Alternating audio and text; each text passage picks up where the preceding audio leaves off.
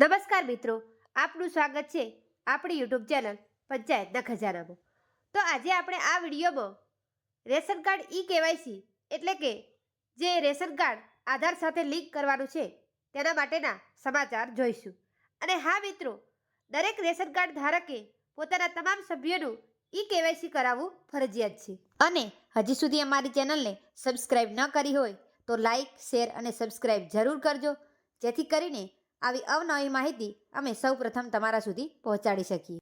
ગુજરાત રાજ્યના અન્ન નાગરિક પુરવઠા અને ગ્રાહકોની બાબતના વિભાગ તરફથી રેશન કાર્ડના ઈ કેવાયસી બાબતે તમામ નાગરિકોને એક અહીંયા મહત્વની જાણકારી આપી છે, જે આપણે જોઈએ। તો અહીંયા પ્રથમ જોઈએ તો કે રાજ્યના તમામ રેશન કાર્ડ ધારકોને વિનંતી કે જે લાભાર્થીઓનું ઈ કેવાયસી બાકી છે તેઓને તારીખ 31 ડિસેમ્બર 2024 બાદ પણ મળવાપાત્ર અનાજ યથાવત મળશે। તેમાં કોઈ ઘટાડો નહીં થાય કે બંધ પણ નહીં થાય। આગળ જોઈએ તો આ જ રીતે સરકારશ્રીની અન્ય યોજનાઓનો લાભ પણ 31 ડિસેમ્બર 2024 બાદ મળતો રહેશે। આથી ઈ કેવાયસી માટે બાકી રહેતા તમામ રેશન કાર્ડ ધારકોને અફવાઓથી ગેરમાર્ગે ન દોરાવા તથા બિનજરૂરી ગભરાટથી દૂર રહેવા વિનંતી છે। રેશન કાર્ડમાં ઈ કેવાયસી માટે સરકારી કચેરીમાં જવાના બદલે આપ ઘરે બેઠા માય રેશન મોબાઈલ એપ્લિકેશનથી સરળતાથી ઈ કેવાયસી કરી શકો છો, જેનો વિડીયો પણ આપણે મિત્રો આ યુટ્યુબ ચેનલમાં મૂકેલ છે। પછી અહીં આગળ જોઈએ તો રેશન કાર્ડમાં ઈ કેવાયસી માટે આપના તથા કુટુંબના તમામ સભ્યોના આધાર કાર્ડમાં સરનામા, મોબાઈલ નંબર જેવી વિગતો અદ્યતન હોવી જરૂરી છે, એટલે કે અત્યારે અપડેટ હોવી જરૂરી છે। અને ખાસ તો મિત્રો આધાર કાર્ડ સાથે તમારો મોબાઈલ નંબર લિંક હોવો જરૂરી છે।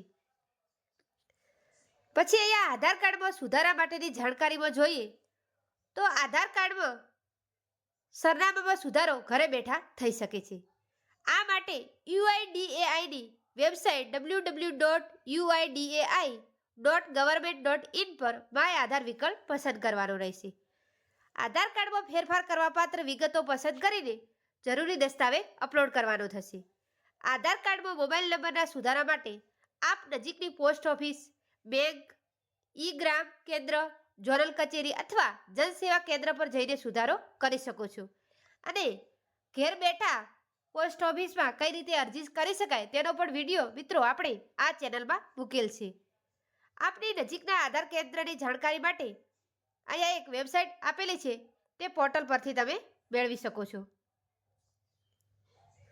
તો ફરી મળીશું મિત્રો આવી જ અવનવી માહિતી લઈને। ત્યાં સુધી જય હિન્દ, જય ભારત।